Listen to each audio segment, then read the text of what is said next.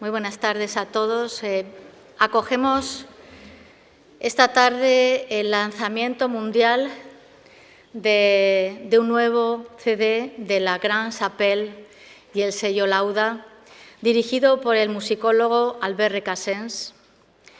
Y en esta ocasión el disco está dedicado a la obra de Juan de Hidalgo, músico al servicio de la corte de Felipe IV y Carlos II y uno de los más grandes maestros del siglo XVII hispano, que junto con José Torres, Juan del Vado, Sebastián Durón, Gaspar Sanz o Antonio Literes, puede considerarse uno de los pilares del barroco musical español. Y con certeza puede afirmarse que la Biblioteca Nacional de España, con obras originales de todos ellos, es la institución con mayor número de fuentes españolas de esta época, especialmente dentro del repertorio profano. El responsable de este nuevo proyecto del sello Lauda, Albert Recasens, es investigador habitual de la Biblioteca Nacional de España desde hace muchos años, cosa que nos honra muy especialmente, Albert, y con su trabajo ha contribuido a difundir muchas obras de nuestra colección. Ha realizado una labor de recuperación de nuestro patrimonio musical que, desde luego, debemos reconocer, alabar y alegrarnos todos, porque en su figura reúne una doble formación nada habitual entre los músicos españoles. Es intérprete, pero a la vez es investigador. Esta doble formación le permite, por lo tanto, recuperar obras que de otra manera hubiera sido muy difícil recuperar. A lo largo de su carrera se ha centrado especialmente en los repertorios del Renacimiento y del Barroco hispanos, y la mayor parte de los 15 trabajos discográficos realizados hasta la fecha con su grupo La Gran Chapelle son fruto de un estudio directo de las fuentes inéditas conservadas en distintos archivos y en distintas bibliotecas, entre las que se encuentran bastantes obras de la colección que conserva la Biblioteca Nacional de España. Albert Recasens lo hace todo, desde el principio hasta el final, en una labor casi artesanal y yo creo que muy difícil de hacer en una persona con una formación distinta que la que tú tienes, Albert. Selecciona el repertorio, localiza las fuentes, las investiga, realiza las transcripciones, ensaya con los intérpretes, gestiona los conciertos, gestiona las grabaciones.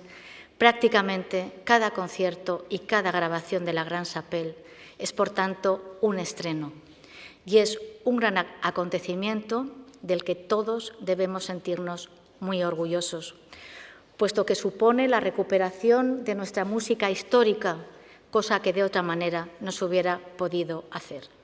Esto exige tiempo, esfuerzo, dedicación y, sobre todo, un muy especial conocimiento. Por eso, nuestro agradecimiento y nuestro público reconocimiento. También nuestro agradecimiento y público reconocimiento a las instituciones patrocinadoras de esta edición. Al Centro de Estudios de Europa Hispánica, querido José Luis Colomer, Isabel Durán, que hoy nos acompañan, amigos de esta casa, grandes mecenas. Sin su ayuda, muchos de nuestros proyectos nunca hubieran podido salir adelante. Muchas gracias.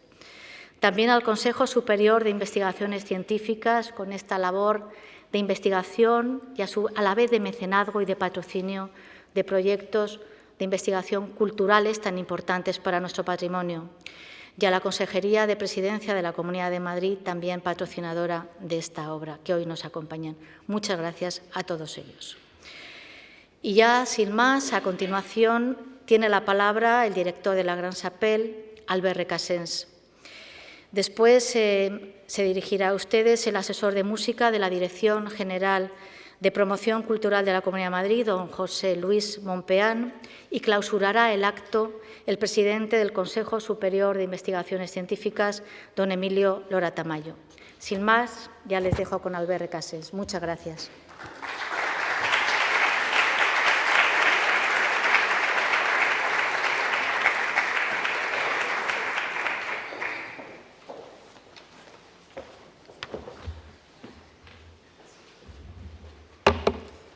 Muy buenas tardes.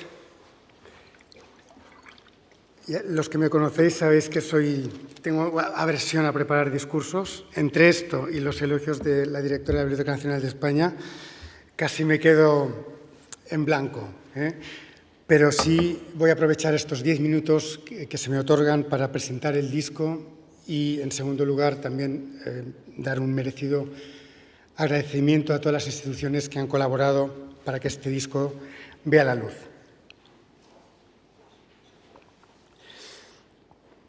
¿Por qué Juan Hidalgo?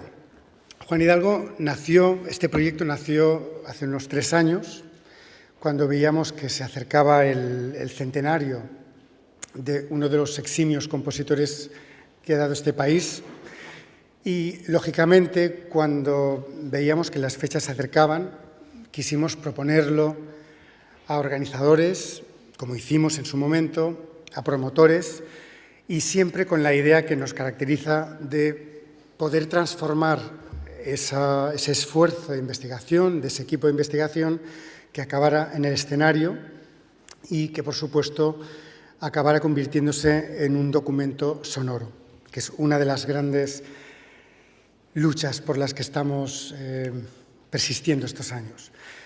El proyecto vio a luz un día de mayo de 2014 en el Auditorio Miguel Delibes de Valladolid, pero no se volvió a repetir, excepto para un concierto interno del homenaje al 75 aniversario del Consejo Superior de Investigaciones Científicas, que con mucho honor pudimos cumplir en el Jardín Botánico, un espacio magnífico, y justo los días siguientes de ese concierto grabamos el disco en la Institución Libre de Enseñanza, en la Fundación General de los Ríos. Ese inicio fue uno de los tantos que hemos tenido a lo largo de estos 10 años. Elaborar una serie de proyectos, intentar convencer a programadores, a gestores, a mecenas, a instituciones para que se sumen al proyecto y, en muchos casos, como pueden imaginar, una lucha para que entiendan que lo más importante es que ustedes, que el público, que la gran audiencia, que las radios, que millones de oyentes puedan acabar disfrutando de esas obras musicales que hasta ese momento todos los que hemos estudiado musicología o en el conservatorio únicamente conocíamos a través de referencias o algunas grabaciones con obras dispersas. Pero se trataba de ir más allá, porque estamos en una nueva época, en una nueva fase en la que la musicología histórica nos ha permitido ya a principios del siglo XXI disponer de herramientas, disponer de medios para conocer mucho más en profundidad a esos autores. Tenemos que pensar que Juan Hidalgo, a pesar de ser una de las figuras principales de toda la historia de la música española, no dispone a día de hoy de un catálogo sistemático. Esto nos tiene que hacer reflexionar, desde luego, sobre todo a las instituciones universitarias. Pero conlleva también un gran reto, un reto por parte de todos, instituciones, departamentos de investigación y, sobre todo, cada uno de nosotros, músicos, intérpretes, musicólogos. Siempre he pensado, después de la estancia de tantos años en Bélgica y por la influencia quizá del calvinismo, que realmente tenemos que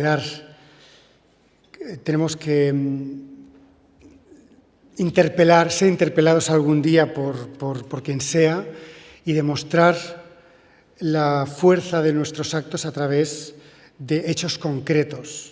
Nuestra energía debe canalizarse hacia hechos concretos que puedan ser tangibles, que puedan ser tocados, más allá de la teoría, más allá de las palabras.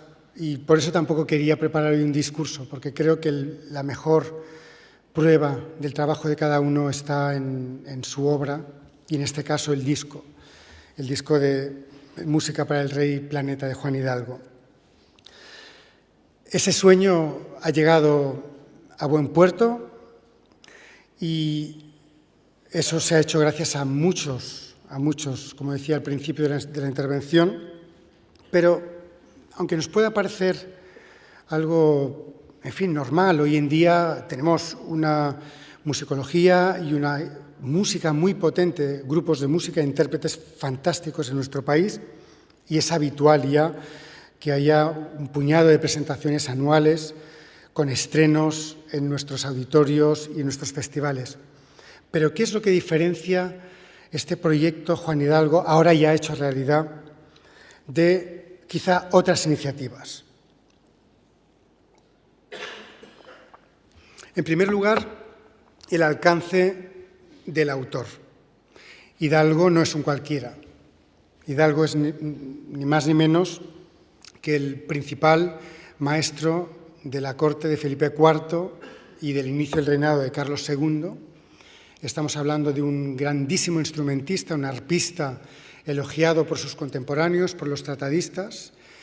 Estamos hablando del maestro de la Real Cámara del rey Felipe IV y, por tanto, testigo único de los actos políticos, institucionales, palaciegos que tuvieron lugar en esos años. Pensemos que Hidalgo inicia su carrera en 1630-31 como arpista de la Real Capilla y además como representante de una gran familia de músicos madrileños. Nació en Madrid en septiembre de 1614 y destacó enseguida por su buen hacer, por su vena lírica, por desarrollar esos géneros que el nuevo movimiento musical, el barroco, permite su expansión, como son el tono y el villancico, que serían equivalentes en Europa a la cantata, ¿verdad? Muchas veces nos confundimos. Y cuando Juan Hidalgo, a partir de esos años 40, asume los cargos de maestro de toda la Real Cámara de Palacio, tenemos que pensar que por él pasan todos los proyectos del Palacio del Buen Retiro y del Real Alcázar. Eso significa que es un hombre de corte, un hombre vinculado con los mayores dramaturgos, pintores, artistas que ha dado nuestro 17 hispano, y gracias precisamente a estas relaciones con grandes hombres de su tiempo, fue él el artífice, el creador de la zarzuela y la ópera española.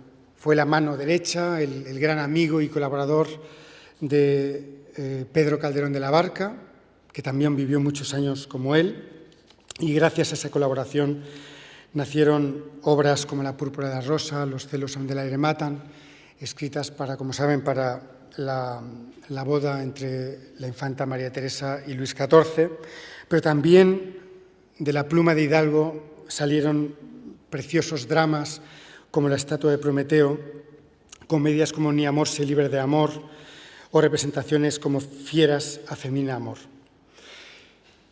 Lo que más me sorprendió cuando con el equipo de investigación, porque Ana, muchas gracias por el elogio que me has dirigido al principio, pero no olvidemos que todo este proyecto se ha realizado gracias a la colaboración del equipo de investigación del Consejo Superior de Investigaciones Científicas y muy particularmente el doctor Mariano Lambea.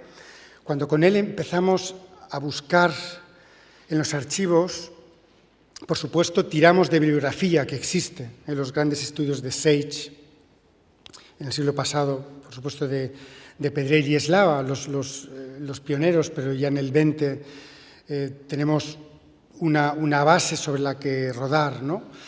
Pero me sorprendió esa ausencia de un catálogo sistemático y que hubo que pedir uno por uno a esos archivos dispersos por todo el mundo, por Portugal, por Italia, por Alemania, la Bayerische Staatsbibliothek, Estados Unidos, México, Guatemala, Argentina, Bolivia, Perú, particularmente el Archivo de Ciudad de Guatemala, en el que estuve trabajando cuando fui comisario de Acción Cultural Española, y sobre todo el Archivo de Sucre, que tiene una política de expansión y difusión casi a la par que vuestra Biblioteca Nacional.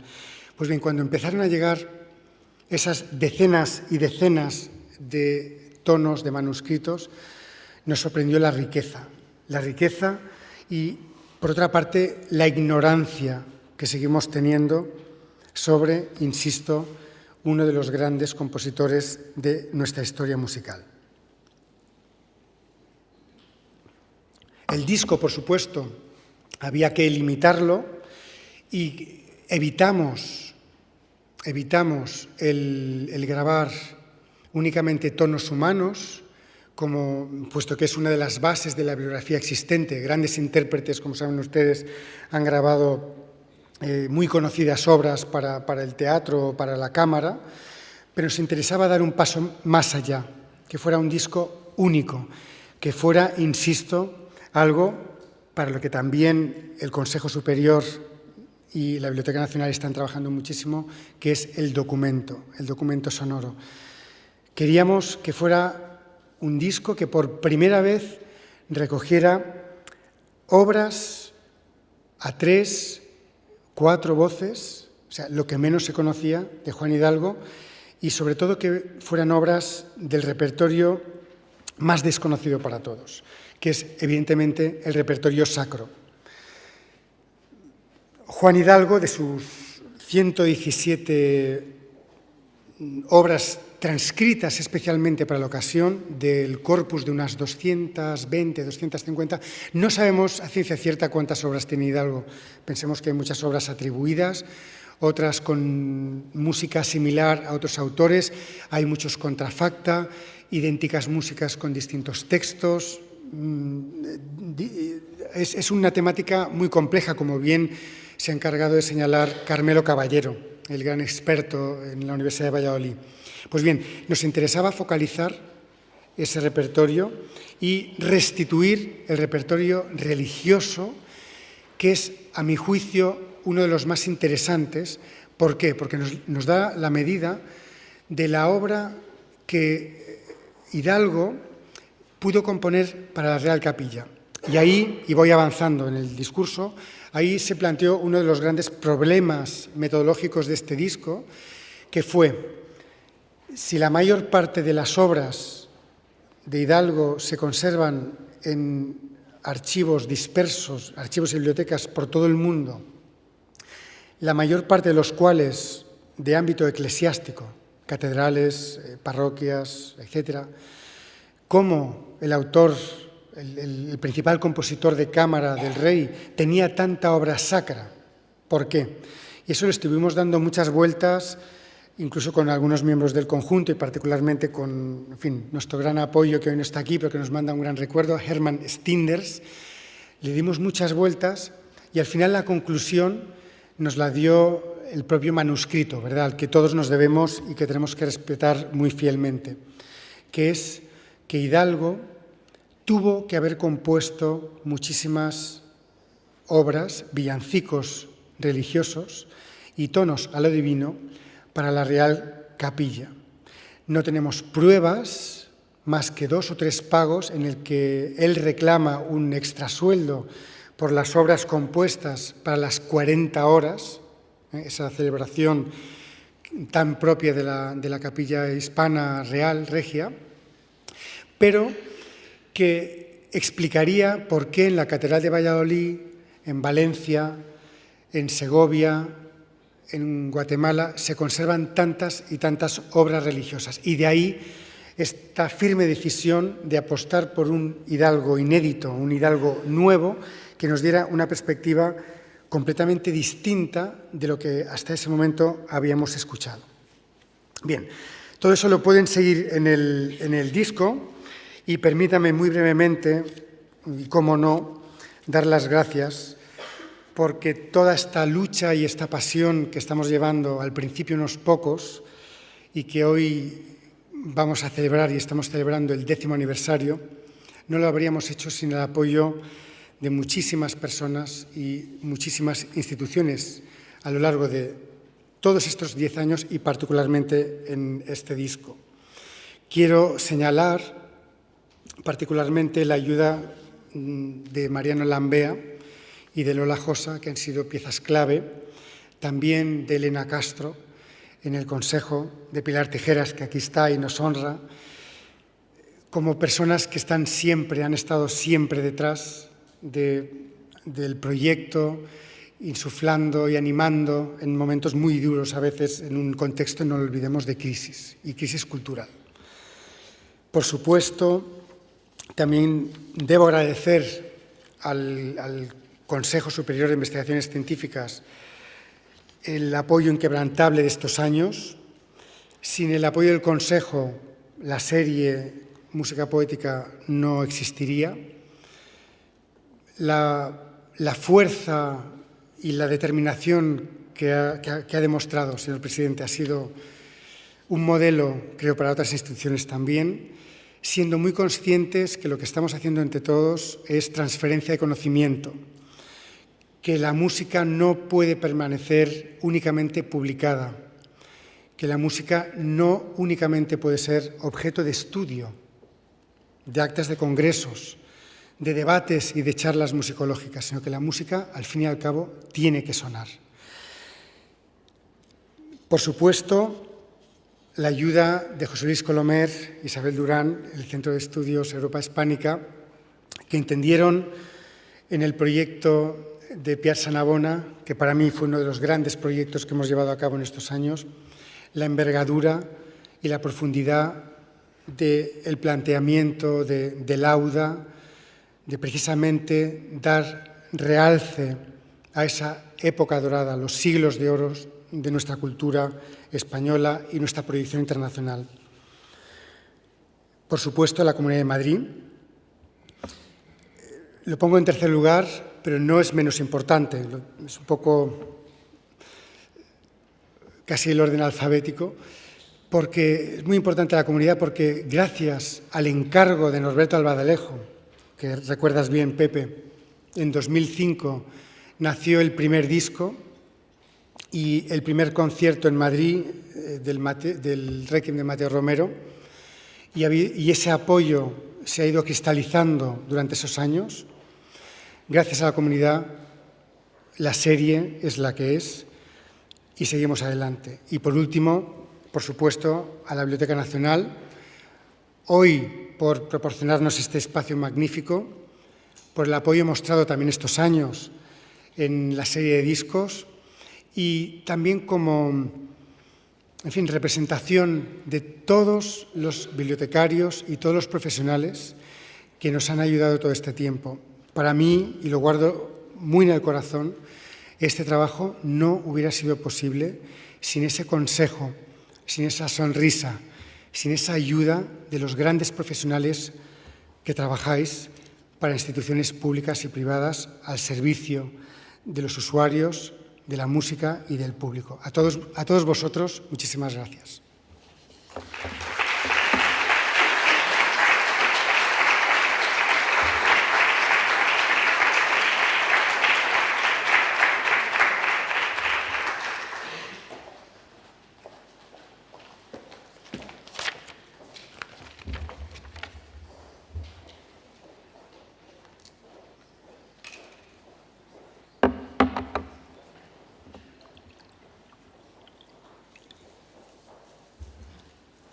Buenas tardes.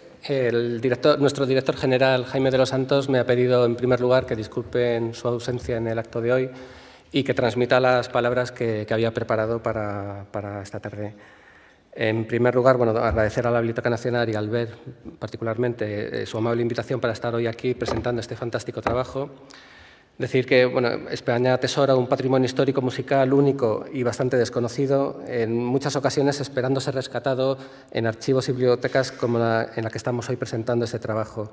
La existencia y la labor continuada de estas instituciones han permitido la conservación de este fantástico legado cultural. Y gracias a ello, afortunadamente, en los últimos años, el trabajo de recuperación musicológica de investigadores como el BER han empezado a sacar a la luz algunas de las maravillosas creaciones musicales de nuestro Renacimiento y Barroco, época donde nuestro país era el centro de atención de toda Europa y nuestros músicos eran verdaderos referentes internacionales. Ahora, siglos después, estos trabajos vuelven a sonar y a asombrar al mundo entero y permiten descubrir no solo ya figuras reconocidas fuera de España como Cristóbal de Morales o Tomás Luis de Victoria, sino a varias generaciones de fantásticos compositores, entre los que se encuentran Rodríguez de Ita, Cristóbal Galán, Alonso Lobo, Francisco Valls o Juan Hidalgo, de quien estamos presentando hoy este CD. Ya sé que nunca es suficiente, pero la Dirección General de Promoción Cultural de la Comunidad de Madrid es una de las instituciones más implicadas en apoyar la recuperación del patrimonio musical español. En el caso de la Gran Chapelle, llevamos colaborando, como ha dicho antes Albert, desde el año 2005, cuando se lanzó el primer disco de la serie, El Requiem para Cervantes, de Mateo Romero, Pedro Ruimonte y Sebastián López de Velasco, CD justamente que estamos ahora reeditando con ellos con motivo de la conmemoración el próximo año del 4º centenario de la muerte de Miguel de Cervantes. Por nuestra parte, el compromiso con este tipo de trabajos no va a desaparecer, porque entendemos que una de las responsabilidades desde las administraciones públicas es velar por ese patrimonio y difundirlo, y también apoyar a quienes lo hacen con la maestría que han demostrado Albert y la Gran Chapelle a lo largo de estos años. Por nuestra parte, nada más, felicidades por este nuevo disco y muchas gracias por vuestro tesón, esfuerzo y trabajo. Y felicitaciones además compartidas por todas las entidades que habéis participado en la elaboración de este disco. Y nada más, muchas gracias.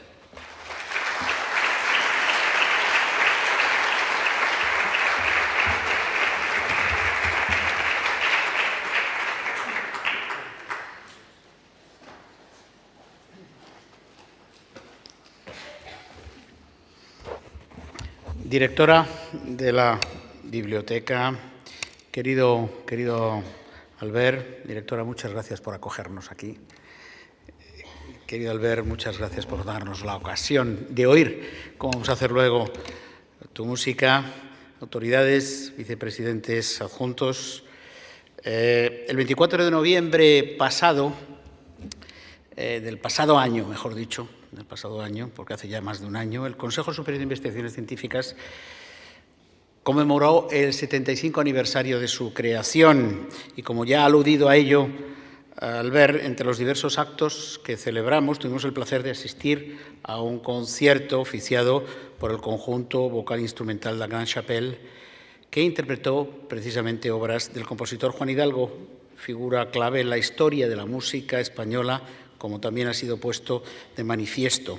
En realidad ha sido puesto de manifiesto casi todo lo que yo tengo aquí escrito, de manera que hay muy pocas cosas que yo pueda decir y, si acaso, voy a explicar por qué en el Consejo Superior de Investigaciones Científicas tenemos esta actividad que tiene esta salida tan estupenda, que es finalmente la que representáis vosotros en la Gran Chapelle y con los CDs, y este es un exponente de ello.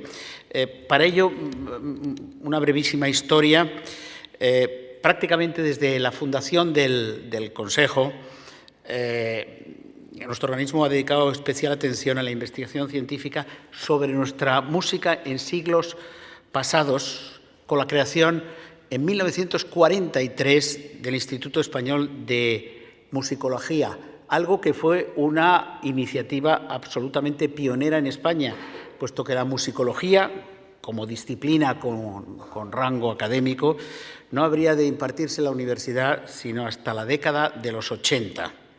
Es verdad que la musicología se cultivaba en los conservatorios, pero no tenía definido un estatus académico.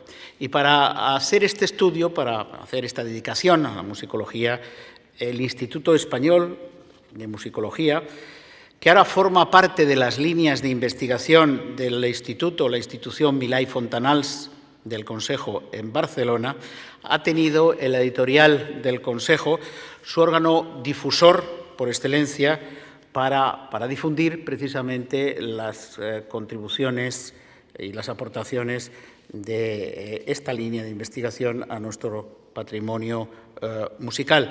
Pero el Consejo no se ha conformado con editar las páginas más musicales, las páginas más memorables musicales de nuestros compositores, sino que ha dado un paso más, que es el de la grabación discográfica. Ha dado salida, ha propiciado que se escuche esta música. Y por eso la editorial del Consejo ha creado la colección de CDs Música Poética, de música antigua, que difunde a la sociedad las obras más relevantes de la música española de la época renacentista y barroca. El lema de nuestra colección es toda una propuesta y una promesa. Música poética es el título de un tratado musical del alemán Joachim Burmeister, publicada en 1606.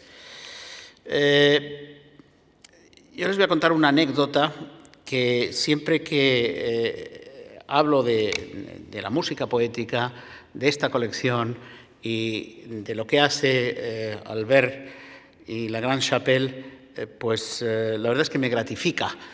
Y es que hace ya 2 o 3 años, pues yo acompañé a una altísima personalidad a hacer una visita por distintos centros de investigación del Consejo en Barcelona.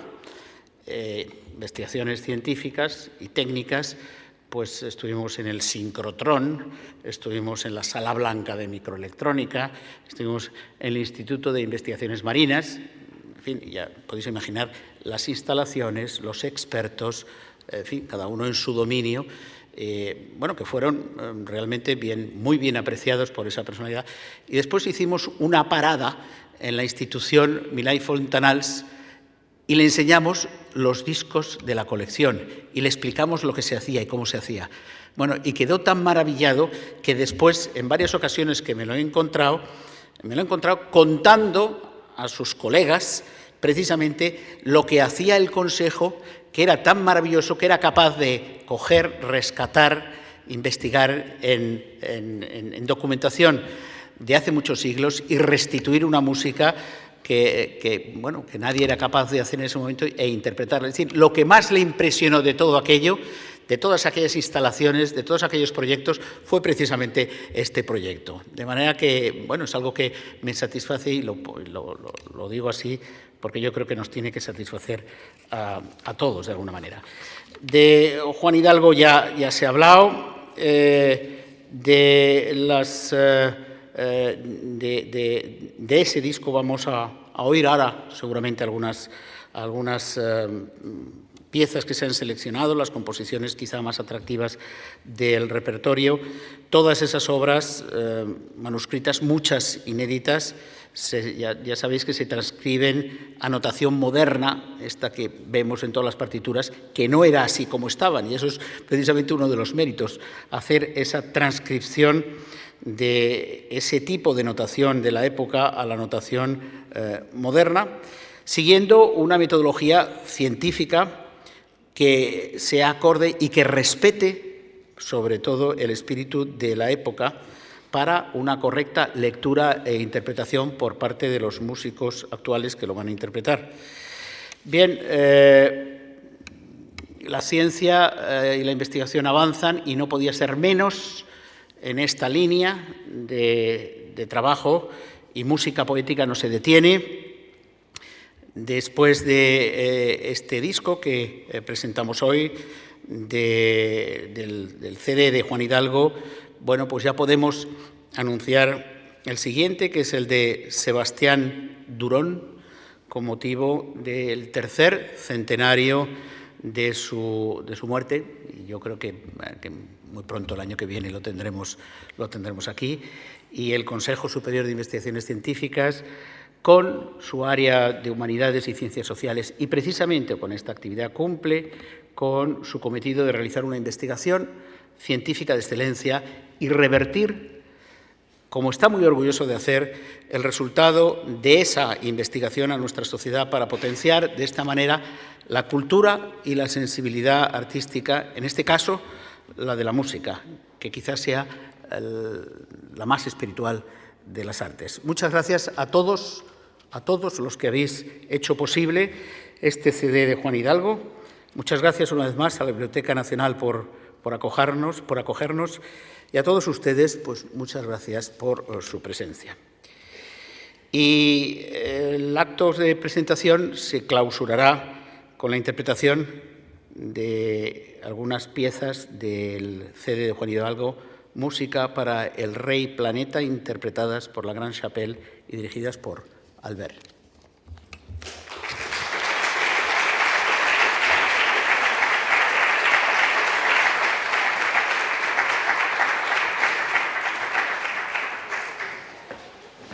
Bueno, muy rápidamente vamos a escuchar 3 piezas de Juan Hidalgo, elegidas por la formación que hemos podido reunir hoy. perdonad sobre todo porque en los agradecimientos no he dicho nada de los músicos que han venido, en fin, uno de Vigo, Eugenia Boix, la soprano de Monzón, Gerardo López Gámez, tenor, que tiene que estar en el Real en 20 y algo minutos, que tiene hoy función, Sara Águeda, arpa doble barroca española, Sara Ruiz, que viene de Vigo y, en fin, con la víbola de arco, Jesús Sánchez, con una preciosa guitarra barroca, y nuestro nuevo intérprete en el conjunto, Pablo Fitzgerald, que viene de la India, pero que no puede llevar su instrumento y hoy se va a desquitar. Vamos a escuchar Hay corazón amante, en primer lugar, para soprano tiple solo. En segundo lugar, Luceros y flores. Y, por último, Anarda Divina, un dúo precisamente conservado aquí, en la Biblioteca Nacional. Muchas gracias.